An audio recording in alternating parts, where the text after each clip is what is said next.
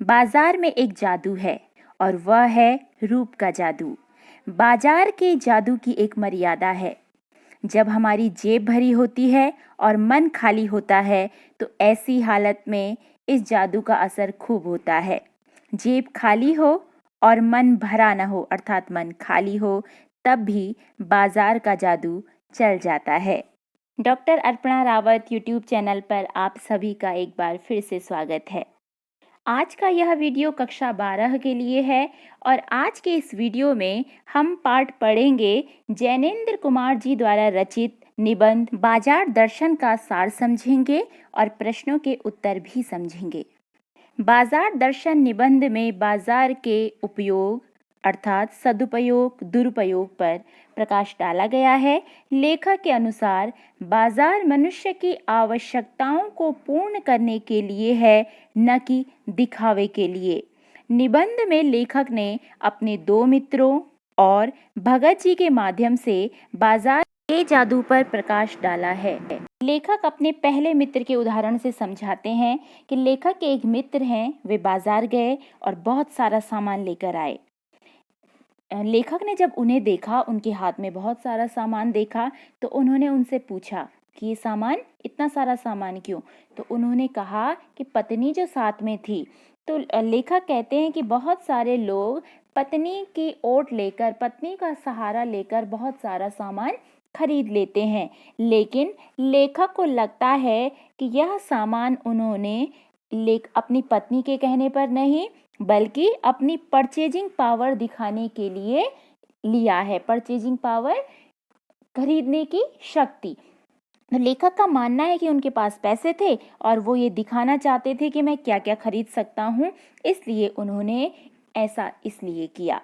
और साथ ही लेखक का मानना है कि उन्होंने अपना मनी बैग दिखाने के लिए ऐसा किया, अर्थात वे दिखाना चाहते थे कि अपने पैसे की गर्मी, और वे दिखाना चाहते थे कि मैं पैसे से कितना कुछ खरीद सकता हूँ। लेखक अपने दूसरे मित्र के विषय में बताते हैं कि उनका मित्र बाजार गया, बाजार की चकाचौंध उसने देखी और जब वो वापस आया तो खाली हाथ लौट आया। लेखक ने उससे पूछा कि आप खाली हाथ क्यों लौट आए? तो उन्होंने कहा कि जब मैं बाजार गया तो मैं सामान को देखता ही रह गया। मुझे पता ही नहीं चला कि मुझे क्या लेना है और क्या नहीं लेना है। मुझे लगा कि यदि मैं जिन वस्तुओं को खरीदूंगा, लूंगा, तो वो तो मेरी हो जाएंगी, लेकिन बाकी की सारी वस्तुएं छूट जाएंगी। इस कारण मैं किसी भी वस्तु को नहीं ले पाया, क्योंकि मैं किसको लूं और किसको ना लूं, मेरे मन में असमंजसता की स्थिति आ गई। लेखक का मानना है कि इन जो मित्र उनके खाली हाथ लौट आए, उनका मन खाली था और बाजार का जादू ऐसे लोगों पर खूब चलता है। मन खाली होने का अर्थ है असमंजस की स्थिति कि क्या किया जाए और क्या न किया जाए। लेखक का मानना है कि यदि हम खाली मन से बाजार जाते हैं, हमें अपनी आवश्यकताएं नहीं पता होती, हम यह सोचकर नहीं जाते कि हमें क्या खरीदना है, तो ऐसे में बाजार का जादू हम पर खूब चलता है। लेखक कहते हैं कि खाली मन है असमंजस की स्थिति कि क्या किया जाए क्या ना किया जाए, और बंद मन का तात्पर्य है जिसमें किसी भी प्रकार की इच्छाएं उत्पन्न नहीं होती। लेखक कहते हैं कि बंद मन केवल परमात्मा का होता है, ऐसा हम मनुष्य का नहीं हो सकता। लेखक के अनुसार बंद मन अर्थात शून्य हो जाना है, मन को जबरदस्ती बंद कर लेना है। तीसरा उदाहरण लेखक देते हैं भगत जी चूरन वाले का। भगत जी चूरन वाले चूरन बेचने का काम करते हैं, जैसा कि नाम से स्पष्ट है। भगत जी की आदत है कि वे 6 आने की कमाई तक ही बाजार में रुकते हैं, अर्थात वे चूरन केवल 6 आने तक का बेचते हैं, उसके बाद वे चूरन बेचना बंद कर देते हैं और बचा हुआ चूरन वे आसपास के बच्चों में बांट देते हैं। बाजार का जादू भगत जी पर काम नहीं करता है। वे बाजार जाते हैं, यदि उन्हें काला नमक और जीरा खरीदना है तो वे बाजार जाते हैं, पूरा बाजार घूमते हैं, काला नमक और जीरा की दुकान पर जाते हैं, वहां से खरीदते हैं और वापस आ जाते हैं। वे चाहें तो वो 6 आने से ज़्यादा पैसे कमा सकते हैं, क्योंकि उनका चूरन लेने के लिए आसपास के लोग उतावले रहते हैं, बच्चे उतावले रहते हैं, लेकिन वे ऐसा नहीं करते। उन्हें लगता है कि जितनी उनकी आवश्यकता है वो आवश्यकताएं केवल 6 आने में ही पूरी हो सकती हैं।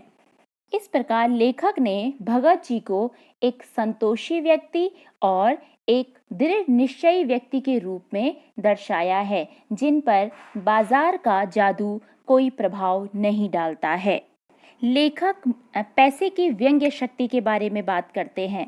लेखक कहते हैं कि एक बार मैं पैदल चल रहा था, दूर से एक मोटर आई और धूल उड़ाकर चली गई। ऐसा लगा जैसे मोटर ने व्यंग्य किया हो कि देखो, तुम पैदल चल रहे हो, तुम्हारे पास मैं नहीं हूँ।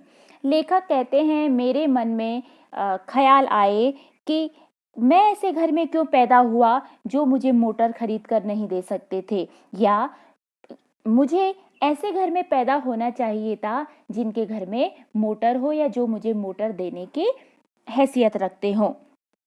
लेखक कहते हैं कि पैसे में इतनी व्यंग्य शक्ति होती है कि वे मनुष्य की सोच को बदल देती है।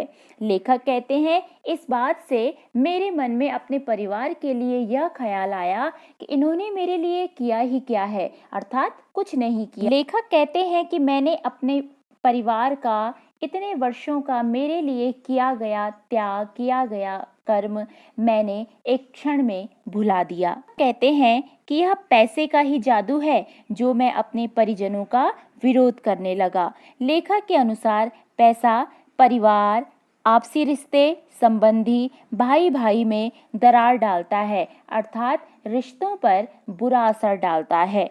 लेखक के अनुसार जब भी हम बाजार जाएं तो हमें सोच समझकर जाना चाहिए। हमें निर्धारित कर लेना चाहिए कि हमारी आवश्यकता क्या है और हमें बाजार जाकर क्या खरीदना है। जैसे उन्होंने उदाहरण दिया था भगत जी चूरन वाले का कि उनको जीरा और नमक चाहिए, तो वे उसे ही लेने बाजार जाते हैं और बाजार से घर उसे ही लेकर आते हैं, उसके अलावा कुछ भी लेकर नहीं आते हैं। लेखक कहते हैं कि कभी मैंने सोचा कि शायद जो भगत जी हैं वे बाजार आंख बंद करके जाते हैं। तो लेखक कहते हैं कि मैंने सोचा कि हो सकता है इन्होंने अपनी आंखें बंद कर ली हो, बाजार की चीज़ों को ये देखते ही ना हो। तो लेखक कहते हैं कि एक बार मैंने भगत जी को बाजार में देखा और मैंने देखा कि वे इधर उधर देख रहे थे, आने जाने वाले लोगों को अभिवादन कर रहे थे, नमस्कार कर रहे थे। यदि कोई उनका अभिवादन करता है तो वे उसका अभिवादन स्वीकार कर रहे थे। तो इससे लेखक इस निष्कर्ष पर पहुंचे कि भगत जी ने बाजार में अपनी आंखें बंद नहीं की, बल्कि वे अपनी आंखें खुली रखते हैं। लेखक के अनुसार ऐसे व्यक्ति बाजार को कोई लाभ नहीं देते हैं जो अपना मनी बैग दिखाना चाहते हैं, पैसे की गर्मी दिखाना चाहते हैं या परचेजिंग पावर दिखाना चाहते हैं, जिसे क्रय करने की शक्ति कि हम कितना खरीद सकते हैं। ऐसे ही लोगों के कारण समाज में असंतोष की भावना, लोभ, मोह की भावना इत्यादि आती हैं। लेखक के अनुसार वर्तमान में बाजार को सार्थकता वही व्यक्ति प्रदान कर सकता है जो बाजार यह निर्धारित कर जाता है कि उसे क्या खरीदना है, अर्थात उसकी क्या आवश्यकता है। तो यह था बाजार दर्शन पाठ का सार। हमने समझा कि यदि हम बाजार को सार्थकता प्रदान करना चाहते हैं तो हमें खाली मन से बाजार नहीं जाना चाहिए, अर्थात हमें पहले ही निर्धारित कर लेना चाहिए कि हमें किन वस्तुओं की आवश्यकता है। ऐसा न हो कि हम उस समय उस वस्तु को खरीद लें और कुछ समय बाद हमें पता चले कि यह वस्तु हमारे लिए अनावश्यक है। अब इस पाठ के प्रश्नोत्तर समझेंगे। प्रश्न 1 है, बाजार का जादू चढ़ने और उतरने पर मनुष्य पर क्या क्या असर पड़ता है? इसका उत्तर है, बाजार का जादू चढ़ने पर मनुष्य मन को नियंत्रित नहीं कर पाता और बाजार में प्रत्येक वस्तु को खरीदने का मन करता है। अनेक वस्तुओं की कमी खलने लगती है और ज़रूरत न होने पर भी सामान खरीद लिया जाता है। बाजार का जादू उतरने पर पता चलता है कि जो सामान लिया वह अनावश्यक है। जो वस्तुएं आराम के लिए खरीदी गई थी वे आराम में विघ्न डालती प्रतीत होती हैं। प्रश्न 2 है, बाजार में भगत जी के व्यक्तित्व का कौन सा सशक्त पहलू उभर कर आता है? क्या आपकी नज़र में उनका आचरण समाज में शांति स्थापित करने में मददगार हो सकता है? इसका उत्तर है, भगत जी बाजार में विचलित नहीं होते हैं। भगत जी की धन संचय में रुचि नहीं है। उनका अपनी इंद्रियों पर नियंत्रण है और वे संतोषी स्वभाव के हैं। संतोष होने के कारण वे लोभी नहीं हैं। ऐसे व्यक्ति ही समाज में प्रेम और सौहार्द का संदेश फैलाते हैं। लालच के कारण ही समाज में अपराध बढ़ते हैं और ऐसे में भगत जी जैसे संतोषी स्वभाव और दृढ़ निश्चयी व्यक्ति समाज में शांति स्थापित करने में मददगार हो सकते हैं। प्रश्न 3 है, बाजारूपन से क्या तात्पर्य है? किस प्रकार के व्यक्ति बाजार को सार्थकता प्रदान करते हैं अथवा बाजार की सार्थकता किसमें है?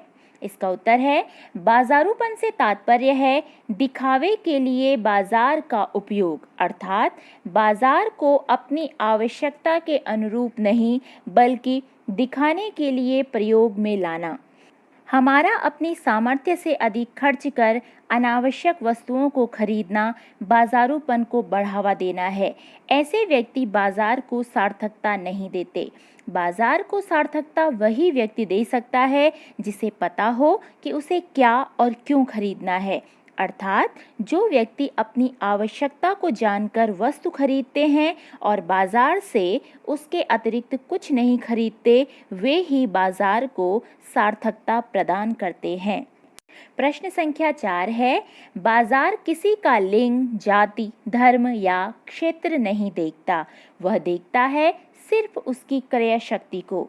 इस रूप में वह एक प्रकार से सामाजिक समता की भी रचना कर रहा है। आप इससे कहाँ तक सहमत हैं? यदि आप इससे सहमत हैं तो आप लिख सकते हैं, यह सत्य है कि बाजार कभी किसी को लिंग, जाति, धर्म या क्षेत्र के आधार पर नहीं देखता। जो व्यक्ति बाजार में सामान खरीद सकता है वह बाजार में सर्वश्रेष्ठ है। कहा जा सकता है कि इस रूप में वह सामाजिक समता की भी रचना कर रहा है। यदि आप इससे असहमत हैं तो आप लिख सकते हैं, मैं इससे सहमत नहीं हूँ।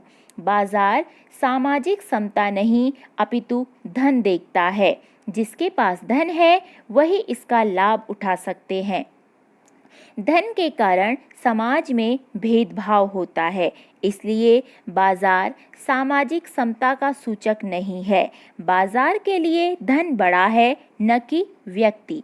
प्रश्न 5 है, आप अपने तथा समाज से कुछ ऐसे प्रसंग का उल्लेख करें। पहला, जब पैसा शक्ति के परिचायक के रूप में प्रतीत हुआ। दूसरा, जब पैसे की शक्ति काम नहीं आई। इसका उत्तर आपको स्वयं लिखना है। पहला है, जब पैसा शक्ति के परिचायक के रूप में प्रतीत हुआ। आप अपने समाज से, अपने आसपास से कोई ऐसा उदाहरण लिख सकते हैं जब आपको लगा हो कि किसी व्यक्ति ने पैसे के बल पर किसी कार्य को कर लिया हो। शक्ति की तरह उसने पैसे ने शक्ति का काम किया। जैसे किसी बीमारी से लड़ने में पैसा काम आया, या कहीं किसी कार्य को करने में पैसा काम आया, या कुछ गलत कार्य करने में भी पैसा काम आता है। आप इस तरह के कोई भी उदाहरण लिख सकते हैं। दूसरा है, जब पैसे की शक्ति काम नहीं आई।